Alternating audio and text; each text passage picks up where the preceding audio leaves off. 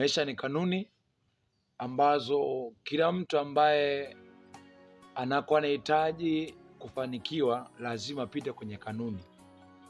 Maana yake kwamba kama wewe hautapita kwenye kanuni ambazo zinaweza zikakufikisha kwenye hatua ambayo wewe unahitaji, hauwezi ukafika popote pale.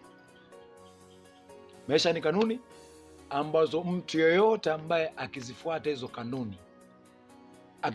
kanuni automatically lazima atafikia kwenye yale mafanikio ambayo alikuwa anayatazamia. Ndio maana walimu shuleni mara nyingi, hasa kwenye somo la hisabati, mara nyingi kabla hawajatupa maswali walikuwa wanatupa mifano kwanza. Ile mifano kwa ajili ya nini? Manake tujue ni namna gani kwamba swali kama hili ama mfano wa hili litakavyokuja na nitatakiwa nifanye nini, ama nifanye nini, kitu cha aina gani. Nikwambie kwamba maisha ni kanuni. Ukifanya vibaya, lazima madhara ya ubaya uliofanya lazima utakuwa pamoja na wewe.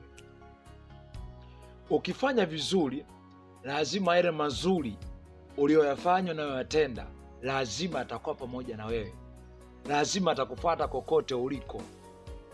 Yaani hiyo ni lazima. Maana Biblia inasema kwamba maana apandacho mtu ndicho atakachokivuna. Maanake kama ni kibaya, kama ni chema, mtu wa yeyote yule, iwe ni kijana, unataka kuwa na ujana gani wa baraka kiasi gani, hata kama labda siku moja utafikia kuwa mzee, unataka ujana wa baraka kiasi gani, maisha ni kanuni.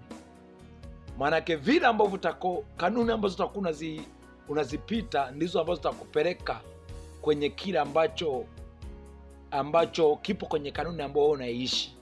Nasema nini? Kwamba maisha ni kanuni. Ukisha kosea kanuni, wewe hauwezi ukafika popote pale. Yaani utakuwa ni mtu ambaye anaonekana kana kwamba anapanda lakini hapandi, lakini yupo pale pale. Maisha ni kanuni. Ukitaka mema, fanya mema. Ukitaka watu wakufanyie mema, manake na wewe utatakiwa uwafanyie wengine mema. Ndio maana Biblia inasema kwamba mnaotaka watu watendee ninyi, watendeni na wengine vivyo hivyo. Ndio Yesu anasema mnaotaka watu watendee ama wawafanyie, maanake na nyie mnatakiwa kuishi hivyo ama kufanya hivyo. Maanake kama unataka watu wakufanyie mema, wakufanyie vizuri, na wewe utalazimika na wewe kwanza kutafuta kufanya vingine vizuri, kwa sababu yale ambayo utakuwa unayatenda, utakuwa unayafanya, lazima atakuwa pamoja na wewe. Unalopanda, unachokifanya ndicho ambacho utakachofanyiwa wewe. Hakuna jambo baya ama jema ambalo wewe utalifanya ambao utakuwa unalifanya kwa ajili ya mtu mwingine. Hapana. Maanake ulifanya ubaya wa namna yote, uliua, ulifanya uchafu wa kila namna. Na nimekwambia maisha ni kanuni.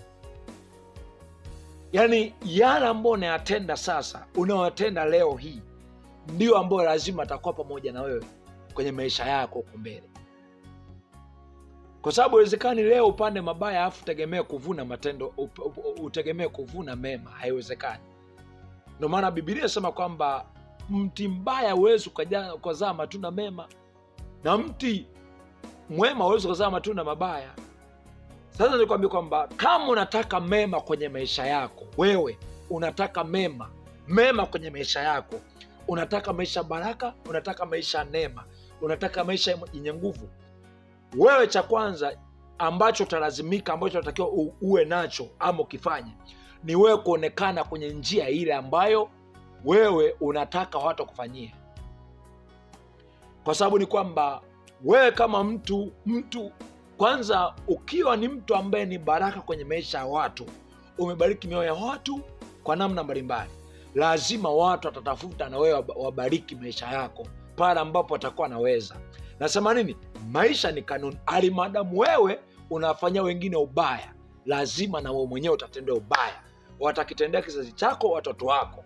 Ndio maana kuna mwanafunzi fulani alisema kwamba, aniambiaga hapa, nikamwambia sasa, akaanza sana kama kwa nini, akasema hapana, Akasema inakuwa inaonekana kijana anachezea maisha ya wengine, ya watoto, yani mabinti, lakini yeye washangaa, yeye mwenyewe akija kuzaa mtoto wa kike anaanza kumlinda kwa nguvu zote kwamba hataki achezewe. Amna, unayafanya ndiyo ambayo yatakuwa pamoja na wewe ama yatakufuata, yatafuata maisha yako yote.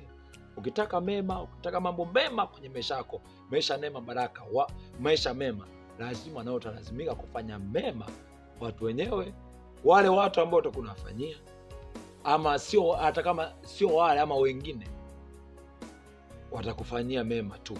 Yale ambayo unayatenda ndio ambayo watu watakufanyia kwa namna moja ama nyingine. Maisha ni kanuni. Ukifanya vibaya utapata mabaya, ukifanya vizuri utavuna vizuri.